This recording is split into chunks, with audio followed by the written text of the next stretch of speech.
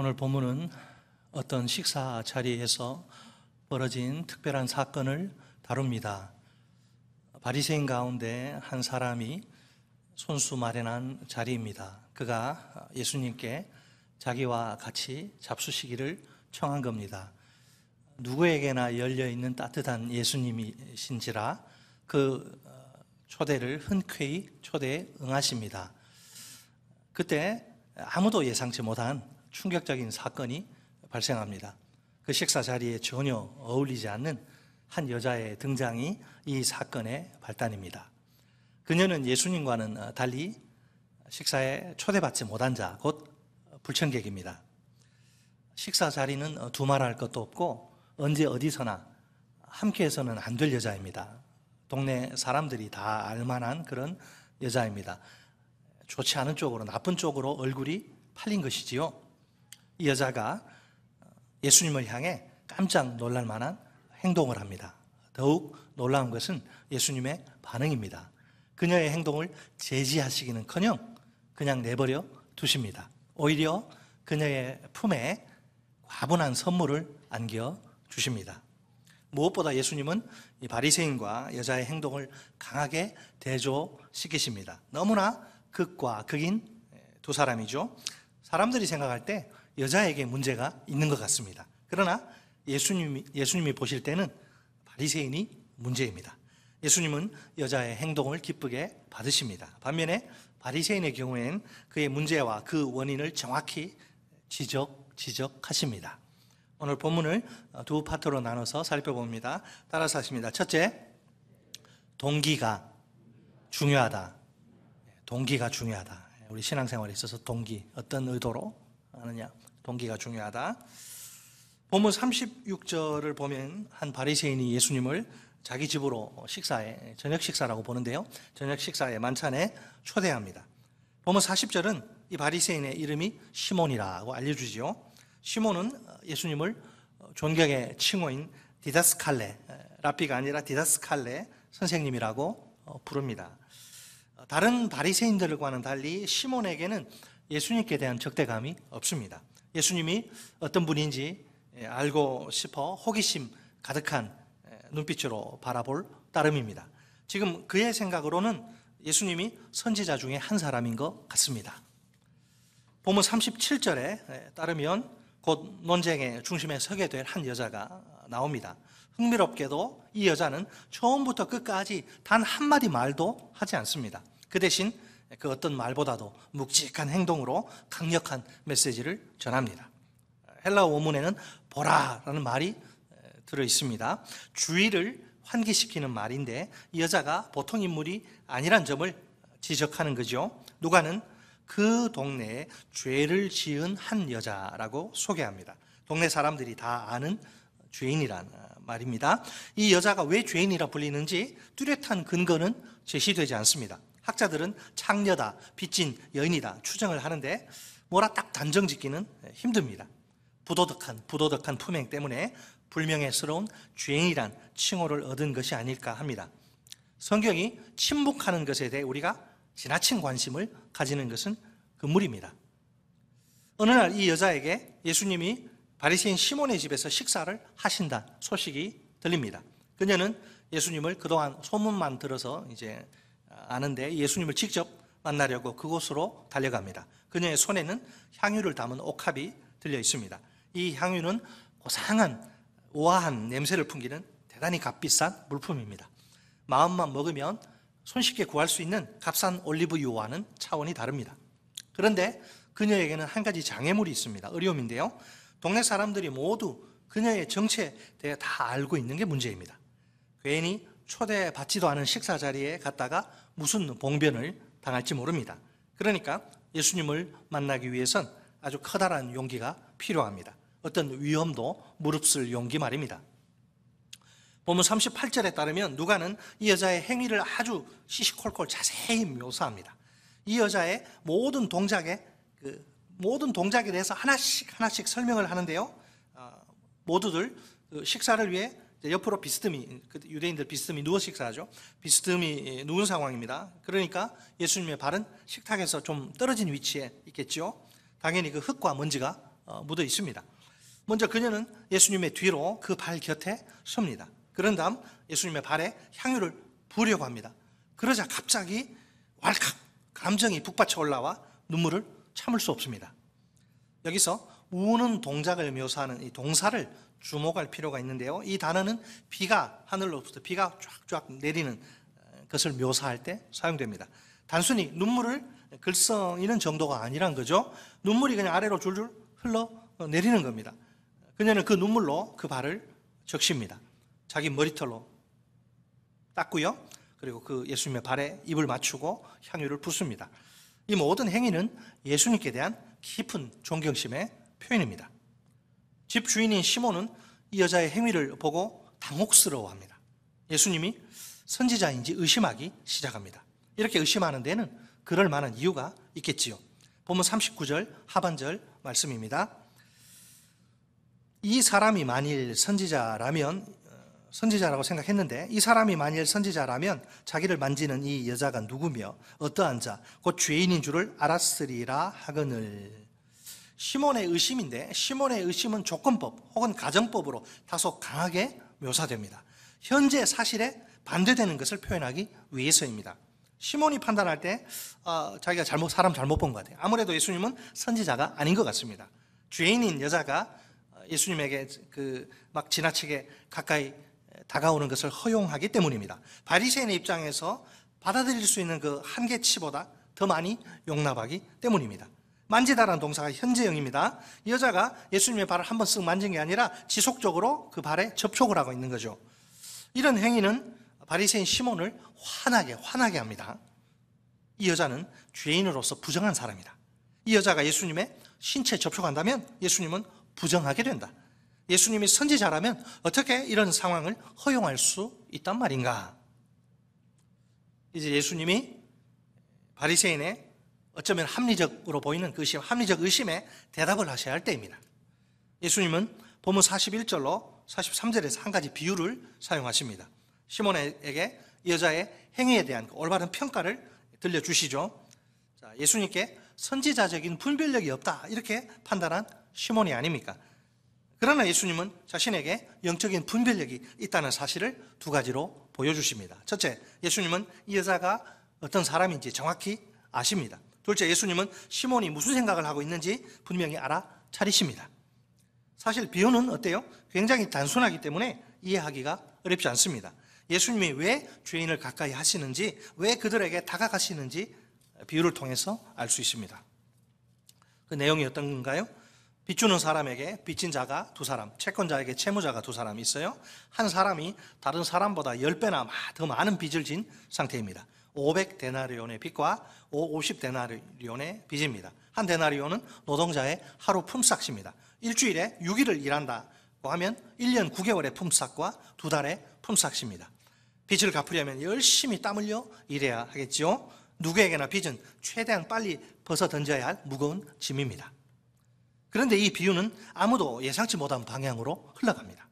본문 42절에 의하면 예수님은 갑작스러운 전환을 통해 강조점을 전달하십니다. 빚진 자들에게 갚을 것이 없다는 점이 큰 문제입니다. 이상하게도 빚주는 사람, 채권자는 그 빚진 자들, 채무자들에게 빚 독촉을 하지 않습니다. 강압적으로 윽박 지르면서 몰아세우지 않는 겁니다. 한 걸음 더 나아가 빚을 모두 탕감해 줍니다.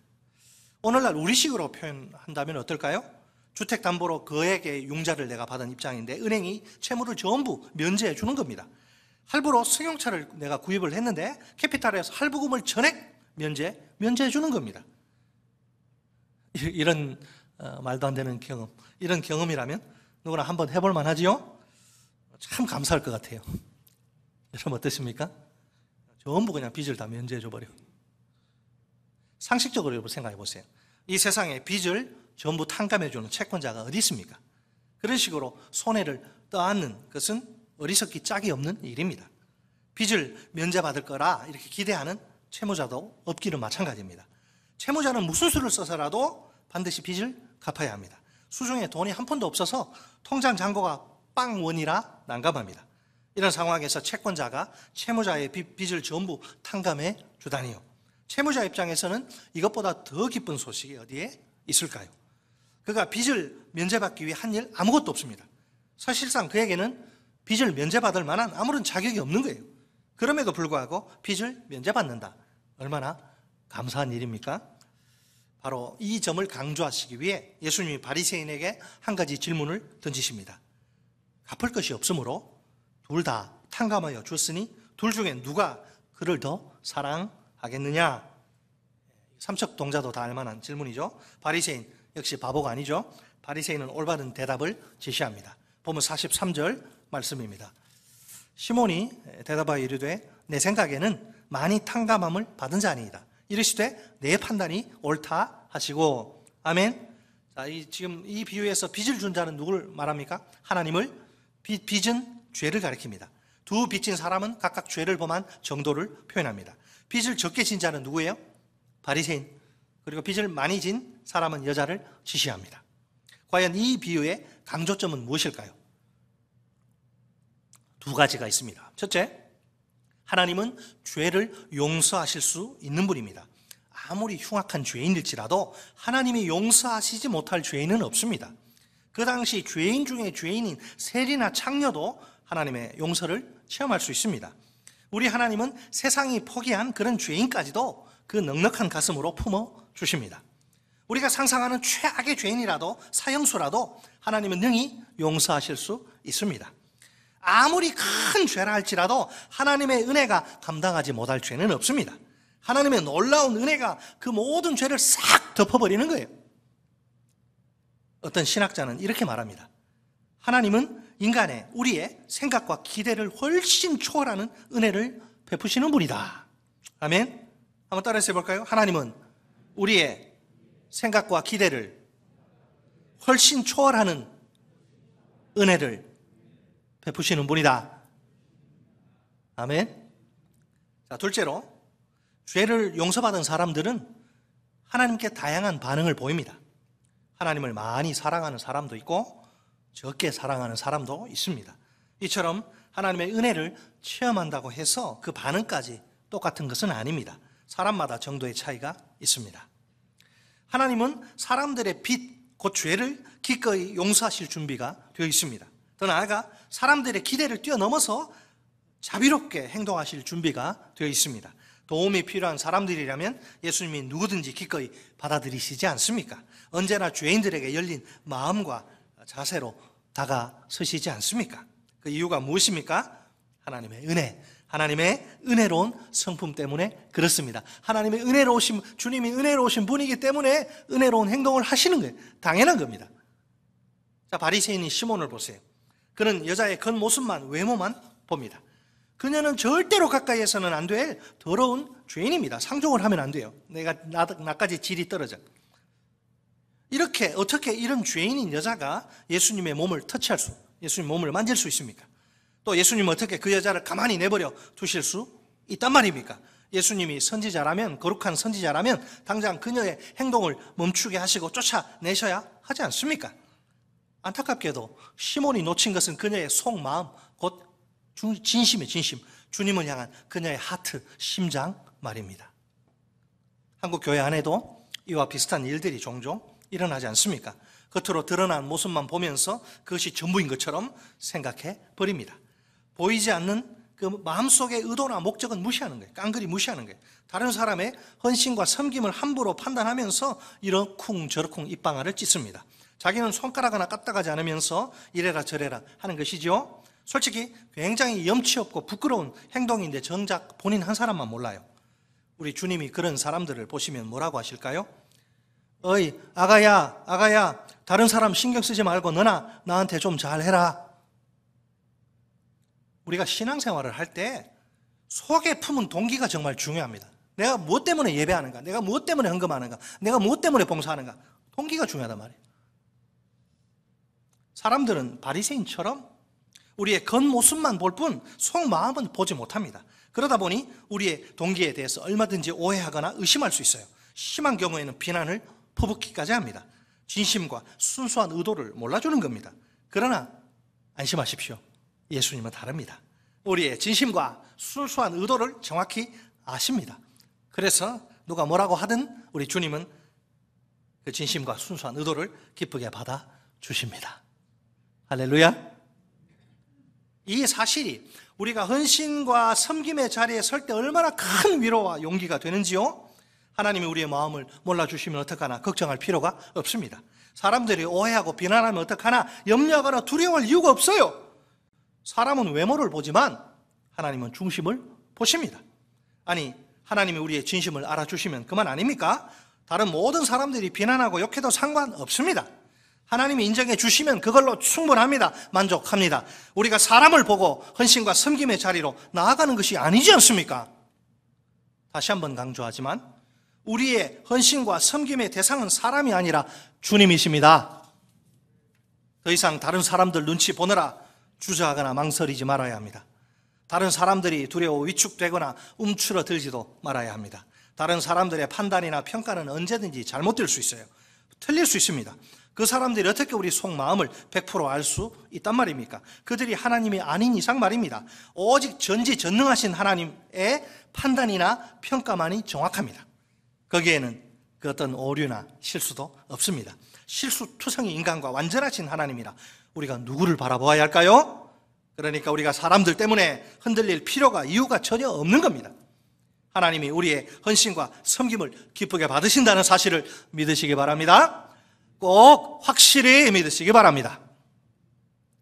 따라서 하십니다. 둘째, 사랑은 은혜에 대한 반응이다.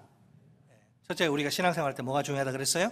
동기, 속마음이 중요하다 그랬고, 둘째는 사랑은 은혜에 대한 반응이다. 은혜 받으면 우리가 물 마시면 뭐가 인풋이 있으면 아웃풋이 있죠. 은혜 받으면 사랑하는 거예요. 사랑은 은혜에 대한 반응이다. 자, 이제 예수님은 바리새인 시몬과 여자의 행위를 구체적으로 하나하나 비교하십니다. 자, 세 가지 비교인데 너무나 서로 대조적인 행위입니다. 굳이 공통점이 하나 있어요. 다 아주 세상에서 보기 드문 행위라는 거예요. 물론 한쪽은 부정적인 의미에서 다른 한쪽은 긍정적인 의미에서 그렇습니다. 본문 44절로 47절 말씀입니다. 먼저 본문 44절에 첫 번째 비교가 나옵니다. 우리 44절 한번 읽어볼까요? 시작. 그 여자를 돌아보시며 시몬에게 이르시되 이 여자를 보느냐? 내가 네 집에 들어올 때 너는 내게 발 씻을 물도 주지 아니하였으되 이 여자는 눈물로 내 발을 적시고 그 머리털로 닦았으며. 아멘. 분명 이 발 씻을 물을 주는 것, 이것은 고대 근동의 손님 접대 관습의 일부예요. 그렇다고 해서 꼭 그것이 의무는 아닙니다. 그래도 예수님께 대한 존중심이 이 시몬에게 있다면 발 씻을 물을 제공하겠지요. 사실 그 시몬의 입장에서는 마음만 먹으면 얼마든지 할 수 있는 쉬운 일입니다. 반면에 이 여자는 눈물로 예수님의 발을 적시고 그 머리털로 닦습니다. 이 행위에서 예수님을 향한 그녀의 그 진한 아주 사랑이 느껴집니다. 예수님을 소홀히 대우하는 시몬과 예수님을 진심으로 섬기는 여자입니다. 마음이 조금도 없는 초대와 마음이 가득 담긴 섬김입니다. 다음으로 본문 45절에 두 번째 비교가 등장합니다. 45절 우리 함께 읽습니다. 시작. 너는 내게 입맞추지 아니하였으되 그는 내가 들어올 때로부터 내 발에 입맞추기를 그치지 아니하였으며. 아멘. 1세기 고대 근동 사람들에게 입맞춤은 존경과 우정의 표시입니다. 그들은 인사할 때 흔히 입맞춤을 뺨에다 입맞춤을 합니다. 신약 성경의 그 여러 편지들에도 거룩한 입맞춤으로 서로 인사하라 권면이 자주 나오지요. 시몬도 이런 관습에 따라 예수님의 뺨에 입맞춤을 해야 하겠지요. 그러나 그는 굳이 그렇게 존경과 우정을 예수님께 표현해야 할 필요를 못 느낍니다. 그래서 그렇게 하지 않아요. 하지만 이 여자는 시몬과 다릅니다. 예수님이 도착하신 그 순간부터 예수님의 발에 입맞추는 것을 멈추지 않습니다. 수없이 많은 입맞춤이 예수님의 발에 쏟아진 것이죠. 예수님께 최고의 존경을, 사랑을 표현한 것입니다. 끝으로 본문 46절에 세 번째 비교가 나오지요. 46절 같이 읽습니다. 시작. 너는 내 머리에 감람유도 붓지 아니하였으되 그는 향유를 내 발에 부었느니라. 아멘. 감람유 그 지역에서 많이 생산되는 값싼 올리브유를 가리킵니다. 시몬은 예수님의 머리에 그 흔하디 흔한 감람유조차 붓지 않습니다. 그렇다고 해서 집주인이 손님에게 감람유를 꼭 부어줘야 한다 이런 법은 없어요. 그러나 만약 그렇게 한다 하면 손님을 특별히 정중하게 진심으로 대접하는 셈입니다. 아쉽게도 시몬에게는 예수님께 대한 그런 존중심이 없습니다. 하지만 이 여자는 값싼 감람류 대신 가장 값비싼 향유를 예수님의 발에 아낌없이 다 쏟아붓습니다. 다시 한번 여자의 행위를 살펴볼까요? 죄인인 여자는 차마 부끄러워서 예수님 앞에 나설 수 없습니다. 그래서 예수님의 뒤로 살며시 그 발 곁에 섭니다. 또한 예수님께 그 어떤 말도 할 수가 없습니다. 그렇지만 이대로 예수님의 뒷모습만 뵙고 물러설 수는 없습니다. 어떻게든 예수님께 자신의 속마음을 보여드리고 좀 표현하고 싶어요. 예수님을 향한 사랑으로 심장이 터질 것만 같습니다. 그 불붙는 사랑 때문에 막 가슴이 폭발하기 일보 직전이에요. 결국 이렇게 최고의 존경심과 사랑을 담아, 최고의 존경심을 담아 예수님을 향한 사랑을 마음껏 표현합니다. 어떻게 해요? 울리며 눈물로 그 발을 적십니다. 자기 머리털로 닦습니다. 그 발에 입을 맞추고 향유를 쏟아 붓습니다. 말은 하지 않지만 그 어떤 말과도 비교할 수 없을 정도로 대단히 큰 울림을 던지는 행위입니다. 천마디 말보다 더 강력한 그런 힘이 있는 아름다운 행위가 아닐 수 없습니다. 가만히 보면 예수님을 대하는 이 두 사람의 태도가 완전히 극과 극이죠. 형식적인 접대와 최선을 다한 섬김이 극명하게 대조되지 않습니까? 도대체 무엇이 이토록 상반된 반응을 초래한 것일까요? 그것은 바로 예수님을 향한 사랑입니다. 누구든지 예수님을 진심으로 사랑하면 헌신과 섬김의 자리로 나아갑니다. 헌신과 섬김은 사랑의 강도에 비례합니다. 정비례해요. 예수님을 내가 많이 사랑하면 예수님께 많이 헌신하고 예수님을 많이 섬깁니다. 반면에 예수님을 적게 사랑하면 정반대 행위가 나옵니다. 예수님께 적게 헌신하고 예수님을 적게 섬깁니다. 우리가 어떻게 하면 예수님께 많이 헌신할 수 있을까요? 어떻게 하면 예수님을 많이 섬길 수 있을까요? 예수님을 많이 사랑하면 됩니다. 이것이 바로 관건입니다. 우리 다 같이 본문 47절 말씀 한 목소리 읽겠습니다. 47절 시작. 이러므로 내가 네게 말하노니 그의 많은 죄가 사하여졌도다. 이는 그의 사랑함이 많음이라. 사함을 받은 일이 적은 자는 적게 사랑하느니라. 아멘. 예수님은 이 여자가 사랑한 결과를 바리새인의 경우와 대조시키십니다. 예수님의 비유는 왜 이 여자가 이렇게 행동하는지를 설명해 줍니다. 또한 이 여자의 행위는 자신의 죄가 용서받은 사실을 증거합니다. 그 행위는 사랑으로 표현됩니다. 이 여자가 왜 예수님을 많이 사랑합니까? 자신의 많은 죄가 용서받았기 때문입니다. 이처럼 이 여자의 사랑은 행위를 통해 입증됩니다. 이 여자가 많이 사랑하는 것은 이 여자의 많은 죄가 사함받은 사실을 나타냅니다.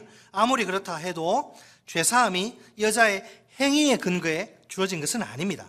오히려 이 여자의 행위는 감사의 마음을 사랑으로 증거하는 것입니다. 당연히 감사의 내용은 이미 죄사함을 받은 것입니다. 여기 보시면 죄가 사하여졌다라는 말은 현재 완료 시제로 표현됩니다. 이 여자가 지금 이 순간이 아니고 이미 과거에 이미 죄사함을 받은 상태에 있다. 이 사실을 강조하는 것일 뿐이에요. 예수님이 확인하는 겁니다.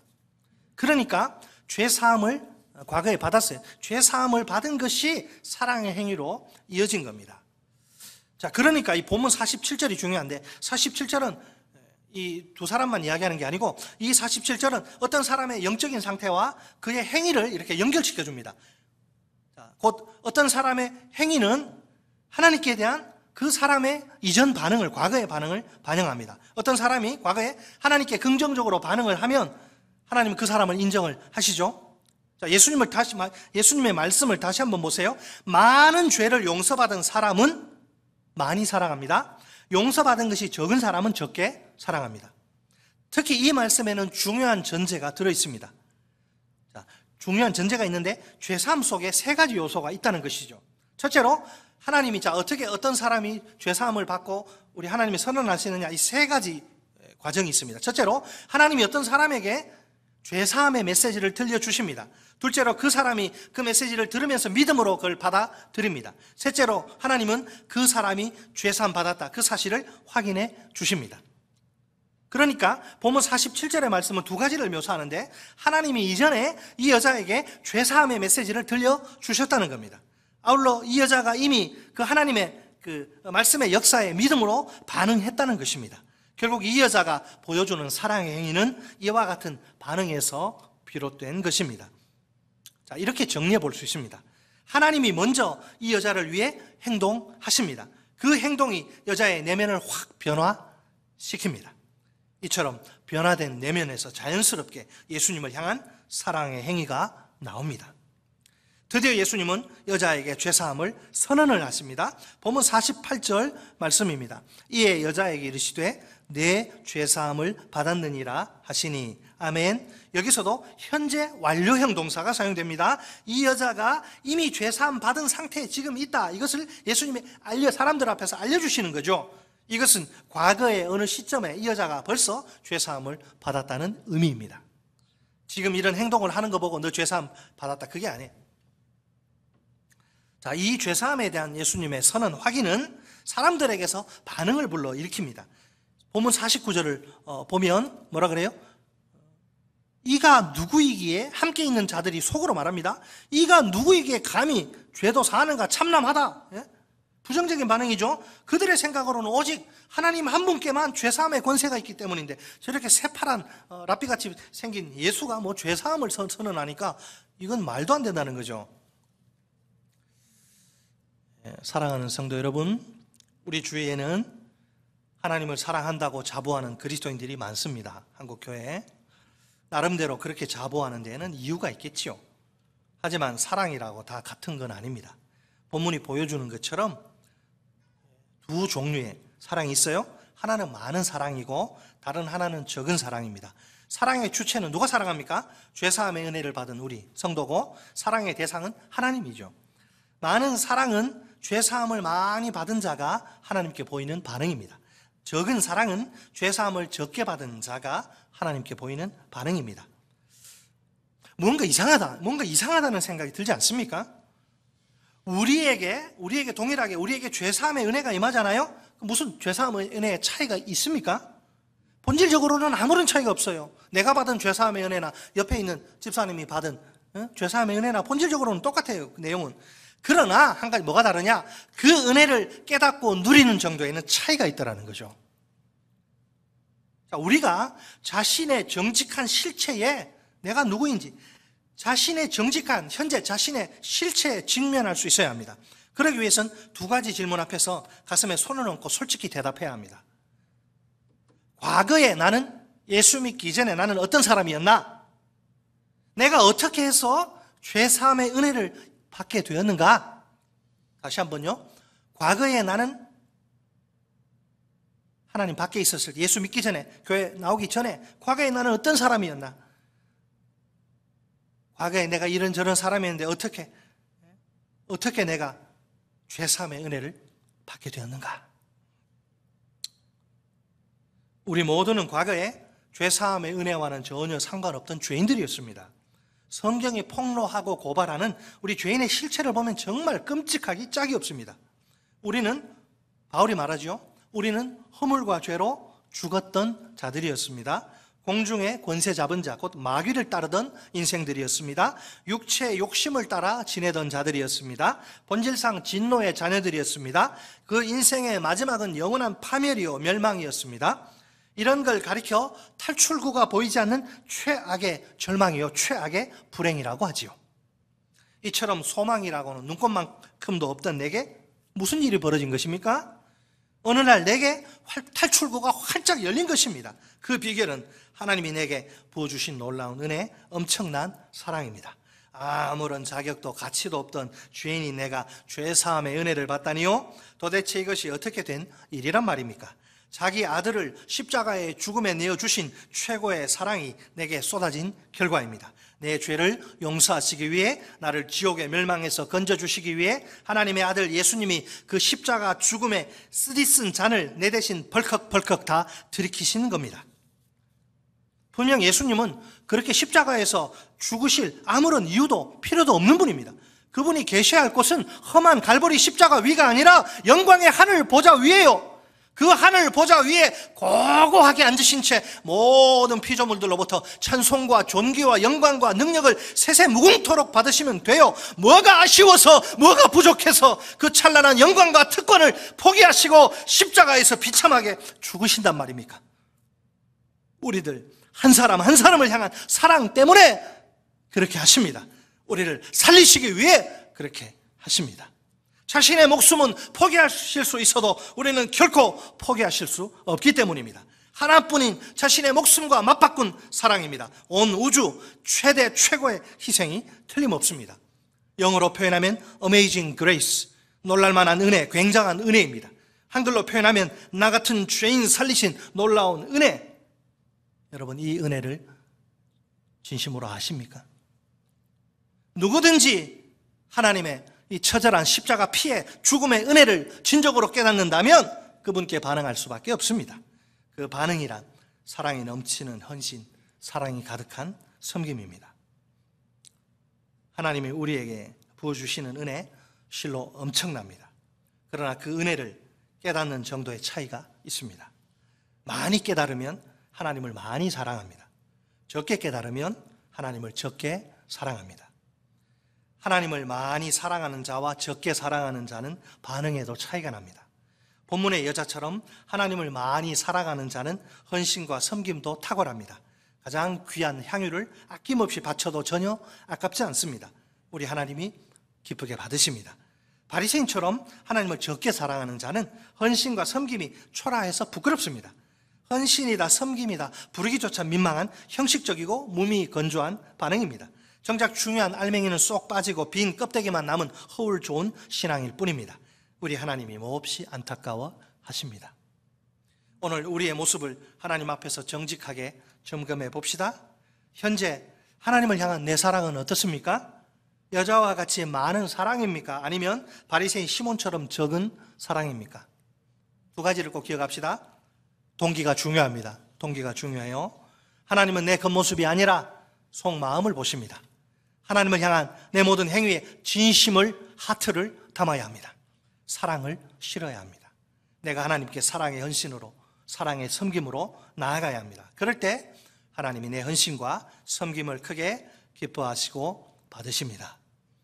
사랑은 은혜에 대한 반응입니다. 하나님이 내게 부어주신 죄사함의 은혜가 얼마나 크고 놀라운지요.